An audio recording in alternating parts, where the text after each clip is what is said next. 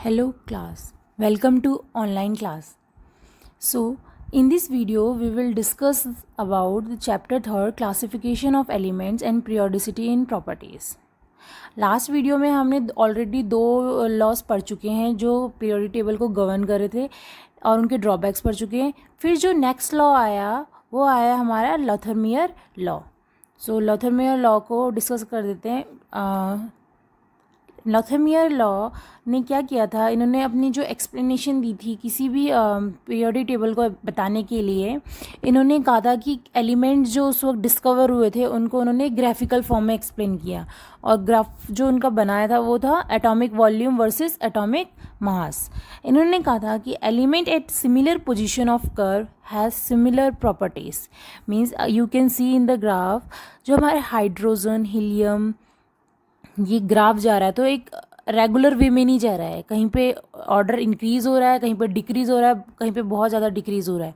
सो इन्होंने कहा कि जो एलिमेंट्स है जो सिमिलर पोजीशन पर है, ठीक है, कर्व की सिमिलर पोजीशन पे है, उनकी क्या है सिमिलर प्रॉपर्टीज़ है. चाहे आप देखो हीलियम है, पोटेशियम है, सोडियम है, रुबेडियम है, तो ये क्या है ऊपर की पीक पर है, सिमिलर कर्व पे है. तो इन्होंने कहा कि इनकी प्रॉपर्टी सेम है. जो नीचे वाले हैं जैसे कार्बन हो गया, एल्यूमिनियम हो गया, इनकी प्रॉपर्टीज़ भी क्या है सेम है.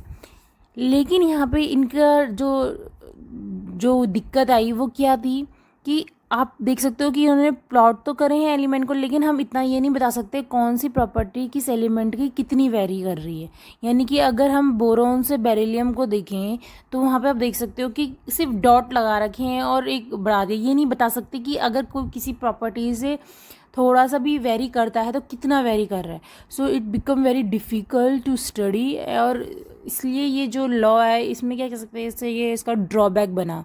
सो इसको जो मॉडिफाई किया, बाद में जो नेक्स्ट साइंटिस्ट आए वो आए हमारे मेंडलीव. मेंडलीव ने अपना एक लॉ दिया और जो उस टाइम काफ़ी हिट हुआ था क्योंकि उन्होंने मोस्ट ऑफ द जो एलिमेंट्स है 63 एलिमेंट उस वक्त डिस्कवर हुए थे, वो क्या कहते हैं अपने लॉ के अकॉर्डिंग उस अपनी जो टेबल दी थी उन्होंने पीरियोडिक टेबल, उसमें वो सारे एलिमेंट्स को पोजीशन देने में सक्सेसफुल हुए. सो उन्होंने क्या बोला था, according to this the properties of element are the periodic function of their atomic weight. That is, when the elements are arranged in order of their increasing atomic weight, elements with similar properties are repeated after certain regular intervals. Means अगर आप periodic function की बात करें कि periodic function क्या होता है, तो हम पहले भी वीडियो में भी डिस्कस कर चुके हैं कि पीरियोडिक फंक्शन, पीरियोडिसिटी वर्ड्स क्या होते हैं. एक्चुअली होता क्या है कि जब आप कोई भी ऐसा एलिमेंट, यानी कि जब जो एलिमेंट अगर वो वेरी कर रहा है according to their atomic weight, यानी कि एलिमेंट की जो प्रॉपर्टीज़ है वो एटॉमिक वेट पे डिपेंड कर रही है. अगर एटॉमिक वेट बढ़ रहा है तो जो उसकी फिजिकल प्रॉपर्टीज़ हैं, जो केमिकल प्रॉपर्टी, वो भी क्या है वेरी कर रही है. सो जो हमारे न्यूलैंड थे उन्होंने हमें जो लॉ दिया था, ऑक्टेव का लॉ दिया था कि every 8th element should repeat the property of the first element. यानी कि जो 8th एलिमेंट को इस तरीके से अरेंज किया कि वो फर्स्ट एलिमेंट को रिपीट कर पाए. लेकिन मेंडलीव ने क्या बोला, मेंडलीव ने सबसे पहले तो उस टाइम नोबल गैस के बारे में, जो नोबल गैस की पोजीशन थी, वो बोला कि वो भी प्रेजेंट होते हैं.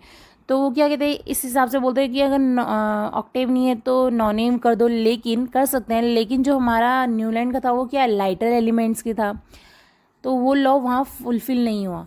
सो उसको एक्सप्लेन करने के लिए मेंडलीव ने क्या कहा कि जो एलिमेंट्स हैं वो क्या है, अगर हम उनको एटॉमिक वेट के अकॉर्डिंग अरेंज करें, सो जो एलिमेंट है वो अपनी जो प्रॉपर्टीज़ शो करेंगे आफ्टर एक सर्टेन इंटरवल के बाद वो क्या करेंगे, रिपीट करने लगेंगे. ये नहीं बोला कि 8th एलिमेंट पर या 9th एलिमेंट के बाद, पर ये बोला कि अगर हम उसे एटॉमिक वेट के अकॉर्डिंग इंक्रीजिंग वे में अरेंज करते हैं तो एक पर्टिकुलर इंटरवल के बाद वो जो एलिमेंट्स है वो क्या कर देंगे, अपनी प्रॉपर्टीज़ रिपीट करेंगे. ठीक है.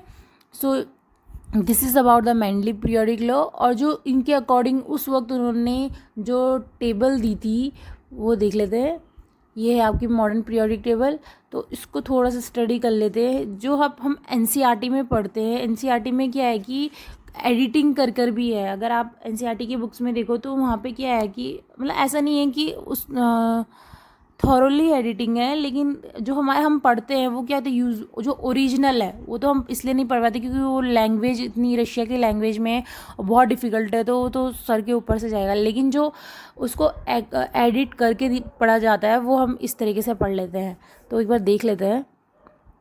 मेंडी पीरियोडिक जो टेबल है आप उसमें देख सकते हैं, जो ग्रुप है उन्होंने क्या करा कि सबसे जो उनका प्लस पॉइंट था टेबल का, उन्होंने एक तो 63 एलिमेंट्स को पोजीशन दी, दूसरा इन्होंने काफ़ी हद तक चीज़ों को एक्सप्लेन करने की कोशिश करी।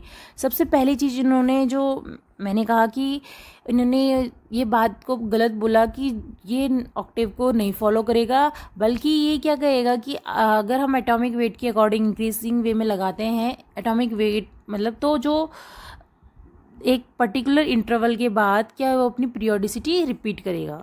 सो अगर आप देख सकते हो तो यहाँ पे देखिए कि जो ग्रुप्स हैं, ग्रुप को इन्होंने क्या डिवाइड कर दिया, एक वर्टिकल कॉलम्स बोला है, और जो पीरियड्स हैं वो क्या आपके हॉरिजॉन्टल्स, ठीक है, हॉरिजॉन्टल्स रो, और ग्रुप्स आपके वर्टिकल कॉलम्स। तो ग्रुप इन्होंने कहा टोटल 8 ग्रुप्स होते हैं, ठीक है, 7 अकॉर्डिंग टू 7 पीरियड्स होते हैं, इन्होंने इस तरीके से एक्सप्लेन कर दिया।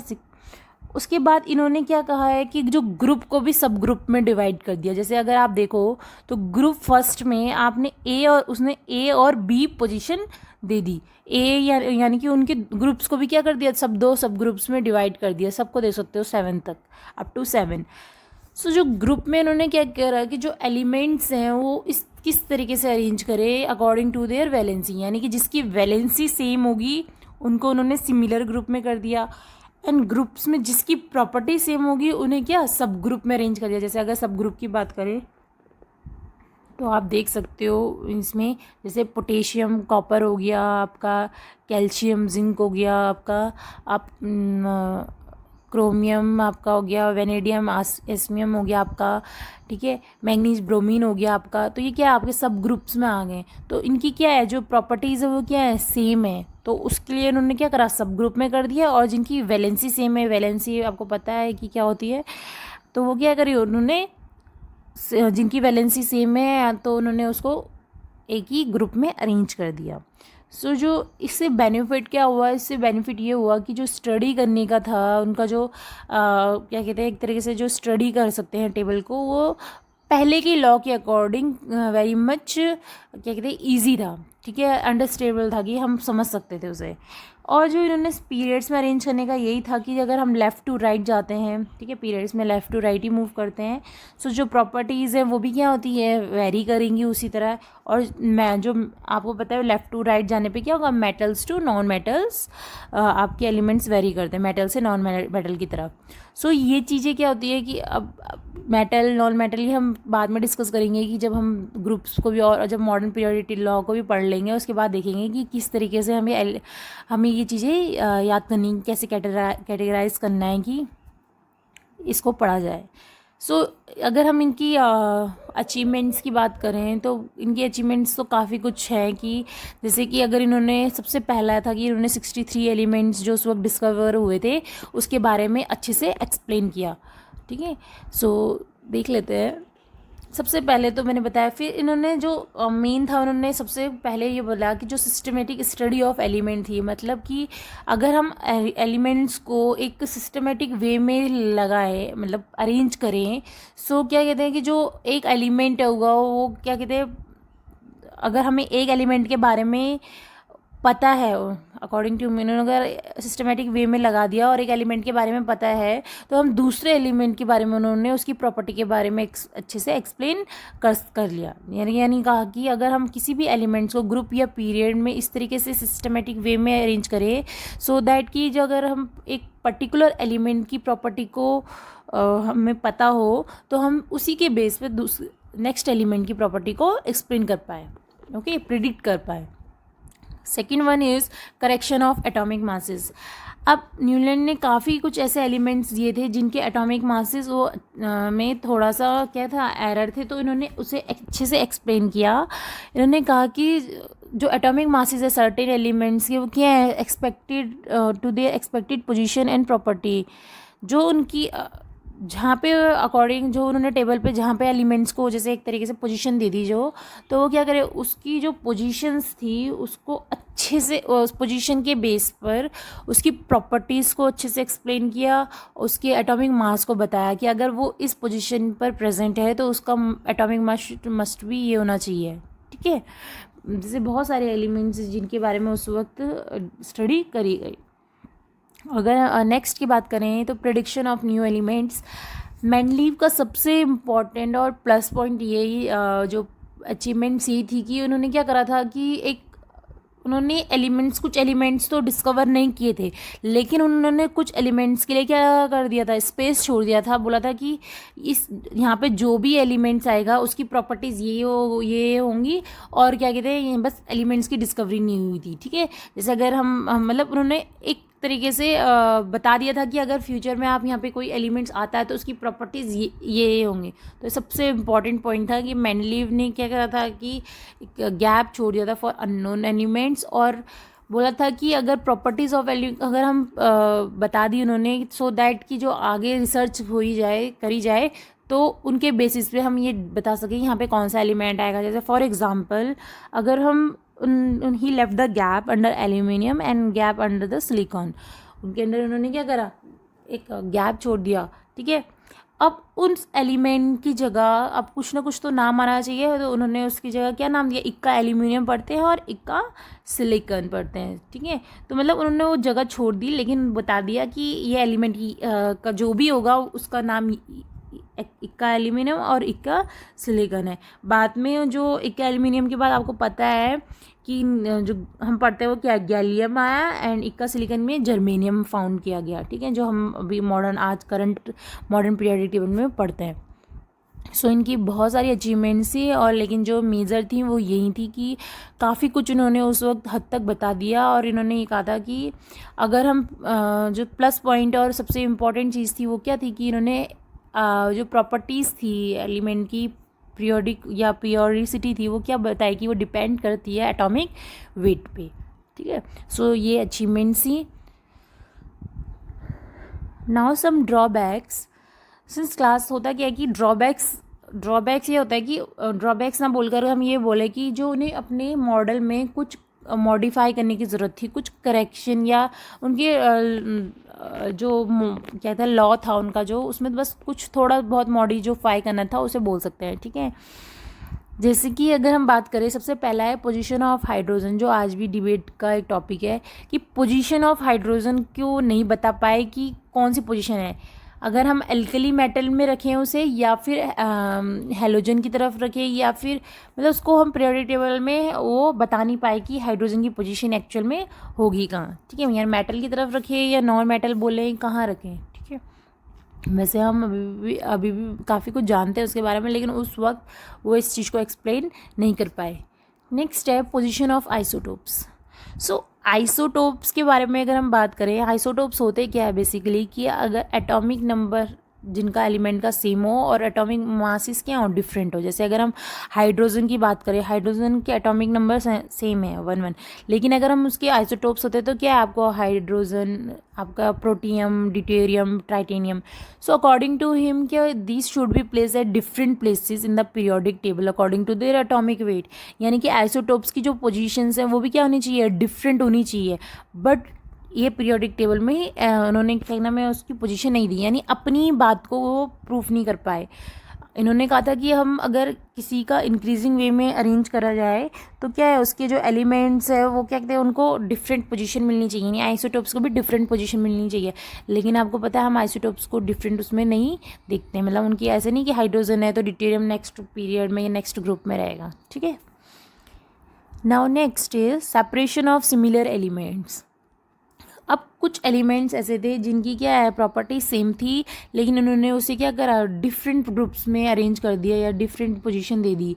जैसे फॉर एग्जांपल प्लैटिनियम और गोल्ड जो आपके एलिमेंट थे वो क्या है, उनकी प्रॉपर्टी सिमिलर थी, बट इन्होंने उसे अरेंज कर दिया, सेपरेट आउट कर दिया। तो सो इस अपनी ही बात को उन्होंने क्या कर दिया कि एक तरीके से मतलब एटॉमिक जो सिमिलर प्रॉपर्टी वाले वो क्या कर दिया, अलग ही कर दिया, अपनी बात को एक तरीके से प्रूव नहीं कर पाए।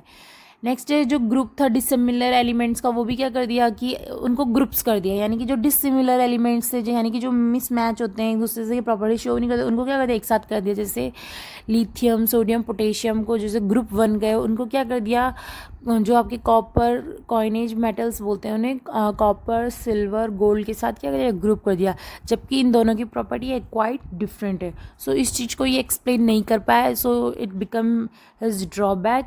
और कुछ जो करेक्शंस थे और जो कुछ इम्प्रूवमेंट्स थी वो लेटर ऑन काफ़ी डिस्कवरी करी गई, जैसे काफ़ी लॉज आए, ठीक है, उन्होंने बताया, कुछ रिसर्च करी, कुछ काफ़ी हद तक तो मेंडलीव बता चुके थे, ठीक है। मेंडलीव ने उस टाइम पे सबसे हिट मॉडल दिया था, क्योंकि उन्होंने काफ़ी कुछ अपने उससे एक्सप्लेन कर लिया था जो आने वाले साइंटिस्ट या आने वाले रिसर्च में बहुत यूज़फुल हुआ, ठीक है। तो ये था हमारा Mendeleev periodic table, Mendeleev law, जो जिनके हम ड्रॉबैक्स, जिनका हमने अचीवमेंट्स पढ़ लिए हैं। सो नेक्स्ट आता है मॉडर्न पीरियोडिक लॉ, और इसे हम long form of periodic law भी बोलते हैं।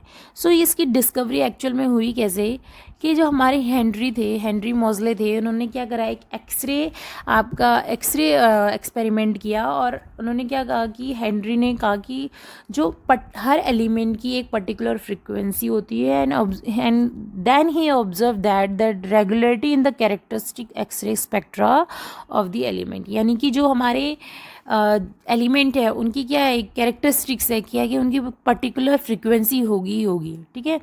सो इन्होंने कहा कि जो फिर उन्होंने ग्राफ प्लॉट किया और बोला कि जो फ्रीक्वेंसी और वर्सेस एटॉमिक नंबर के ग्राफ प्लॉट किया, तो देखा कि वो ग्राफ क्या है, स्ट्रेट आया, यानी कि जो फंक्शन है, यानी कि जो फ्रीक्वेंसी है वो क्या है, डिपेंड करी है एटॉमिक नंबर पे। सो वहाँ से बहुत बड़ा चेंज आया। वो चेंज ये था कि ये मतलब उस टाइम का सबसे एक तरीके से ये था कि काफ़ी कुछ एक्सप्लेन हो गया, जो कि इतना सक्सेसफुल हुआ कि हम उसे आज भी पढ़ रहे हैं और आज भी उसमें रिसर्च करी जा रही है। आज भी हम मतलब ऐसा है कि उसी के बेस पे हर चीज़ें पढ़ रहे हैं, ठीक है, जो हम करंट मॉडर्न पीरियोडिक टेबल पढ़ते हैं। सो क्या बोला उन्होंने, it states that the physical and the chemical properties of the element are a periodic function of their atomic number, that is if the elements are arrange in the order of their increasing atomic number, the element with similar property are repeated after a certain regular interval.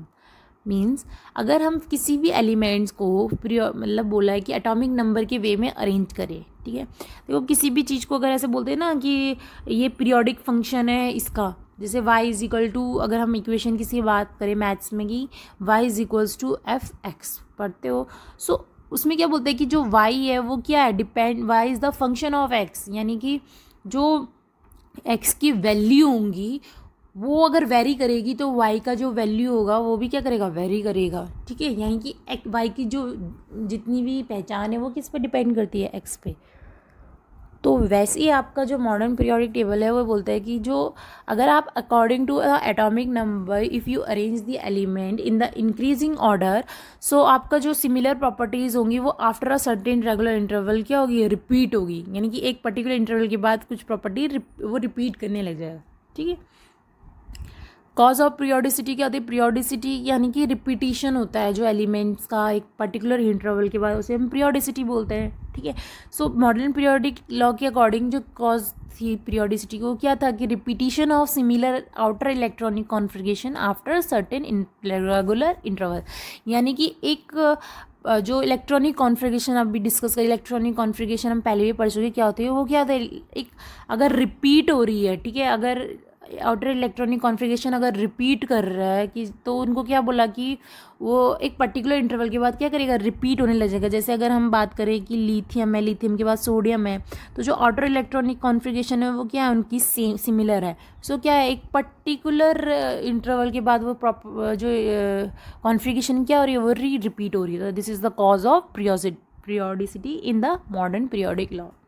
सो एक बार table देख लेते हैं, जो हम current पढ़ रहे हैं वो टेबल ये है, देख सकते हो आप, इसमें जो आपके ग्रुप्स है 18 ग्रुप्स है और आपके 7 पीरियड्स है।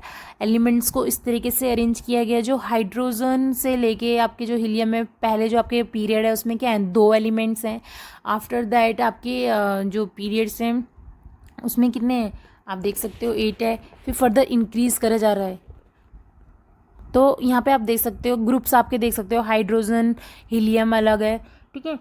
तो इस तरीके से अरेंज किया गया। जो आपके 14 एलिमेंट्स हैं, लेंथेनाइड्स और एक्टिनाइड्स, इनको सेपरेट बॉटम में क्या है, सेपरेट टेबल, सेपरेट जगह दी गई बॉटम में, और उनका पढ़ सकते हैं जिन्हें हम बोलते हैं एफ सीरीज़। सो अब जो आपकी एफ है, जो आपके फिर इनको अब इतना आ गया, काफ़ी कुछ जो सबसे हिट मॉडल है वो ये चीज़ आ गया। अब उसको स्टडी करने के लिए काफ़ी कुछ चीज़ें हम पढ़ेंगे, ठीक है। अब हम पे एलिमेंट्स का घर तैयार हो गया कि एलिमेंट्स एक्चुअल में रहते कहाँ हैं, ठीक है। तो ये एक तरीके से एलिमेंट का एक बहुत बड़ा बंगला है जहाँ पे हर एलिमेंट का एक पर्टिकुलर रूम है, ठीक है। अब हम क्या करेंगे, अब हम उस रूम को, उस सीरीज़ को भी डिवाइड कर देंगे, ठीक है। सो वहाँ पे हम ये पढ़ेंगे कि अब एस ब्लॉक क्या होते हैं, पी ब्लॉक क्या होते हैं, ठीक है। सो ये बेसिकली ये पीरियोडिक टेबल है, आपको ये याद करना है और ये बहुत बहुत बहुत इंपॉर्टेंट है। So this is all about your modern periodic law.